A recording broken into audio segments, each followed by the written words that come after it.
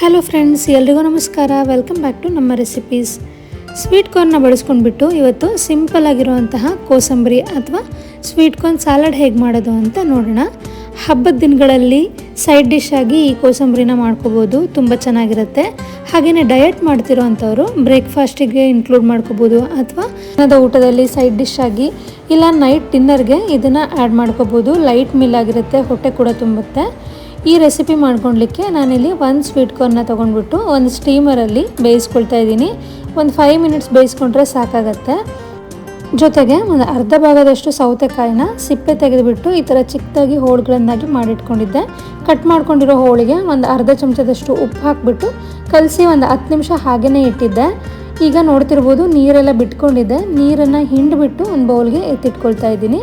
ಹಾಗೆ ಒಂದು ಪ್ಲೇಟಿಗೆ ಬೇಯಿಸ್ಕೊಂಡಿರೋಂತಹ ಜೋಳನ ಬಿಡಿಸ್ಕೊಂಡಿದ್ದೆ, ಅದನ್ನು ಸೇರಿಸ್ಕೊಳ್ತಾ ಇದ್ದೀನಿ. ಹಾಗೆ ಸೌತೆಕಾಯಿ ಪೀಸ್ಗಳನ್ನು ಸೇರಿಸ್ಕೊಂಡು 1 ಚಮಚದಷ್ಟು ಹಸಿ ತೆಂಗಿನಕಾಯಿ ತುರಿ ಸೇರಿಸ್ಕೊಂಡಿದ್ದೀನಿ. ರುಚಿಗೆ ತಕ್ಕಷ್ಟು ಉಪ್ಪನ್ನು ಹಾಕಿಬಿಟ್ಟು ಇದಕ್ಕೊಂದು ಒಗ್ಗರಣೆ ಕೊಡಬೇಕಾಗತ್ತೆ. ಈ ಒಗ್ಗರಣೆಯಿಂದನೇ ಈ ಸಲಾಡ್ಗೆ ಒಳ್ಳೆ ರುಚಿ ಬರೋದು. ಹಾಗಾಗಿ ಒಗ್ಗರಣೆಗೆ ಮಾಮೂಲಿ ಸ್ವಲ್ಪ ಎಣ್ಣೆ ಬಿಸಿಯಾದ ನಂತರ ಸಾಸಿವೆ ಜೀರಿಗೆ ಸೇರಿಸ್ಬಿಟ್ಟು ಹಿಂಗನ್ನು ಸೇರಿಸ್ಕೊಂಡಿದ್ದೀನಿ. ಹಾಗೆ ಸ್ವಲ್ಪ ಚಿಕ್ಕದಾಗಿ ಕಟ್ ಮಾಡ್ಕೊಂಡಿರೋಂತಹ ಕರಿಬೇವು ಹಾಗೆ ಹಸಿಮೆಣಸಿನ್ಕಾಯಿ ಸೇರಿಸ್ಕೊಂಡಿದ್ದೀನಿ. ಈ ರೆಸಿಪಿಗೆ ಒಗ್ಗರಣೆಗೆ ಹಿಂಗು ಹಾಗೆ ಜೀರಿಗೆ ಹಾಕೋದ್ರಿಂದನೇ ಒಳ್ಳೆ ರುಚಿ ಬರೋದು.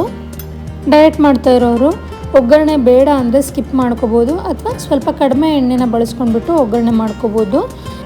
ಕೊನೆಯಲ್ಲಿ ಒಂದು ಅರ್ಧ ಹೋಳಷ್ಟು ಲಿಂಬೆಹಣ್ಣಿನ ರಸನ ಹಿಂಡ್ಕೊಳ್ತಾ ಇದ್ದೀನಿ. ಈ ಟೈಮಲ್ಲಿ ನಿಮಗೆ ಬೇಕಿದ್ದಲ್ಲಿ ಸ್ವಲ್ಪ ದಾಳಿಂಬೆ ಹಣ್ಣಿನ ಬೀಜ ಕೂಡ ಸೇರಿಸ್ಕೋಬೋದು. ಇದಿಷ್ಟನ್ನು ಹಾಕಿದ ನಂತರ ಚೆನ್ನಾಗೊಮ್ಮೆ ಮಿಕ್ಸ್ ಮಾಡಿಕೊಂಡ್ರೆ ರುಚಿಯಾಗಿರುವಂತಹ ಸ್ವೀಟ್ ಕಾರ್ನ್ ಕೋಸಂಬರಿ ಅಥವಾ ಸ್ವೀಟ್ ಕಾರ್ನ್ ಸಲಾಡ್ ರೆಡಿ ಆಗುತ್ತೆ.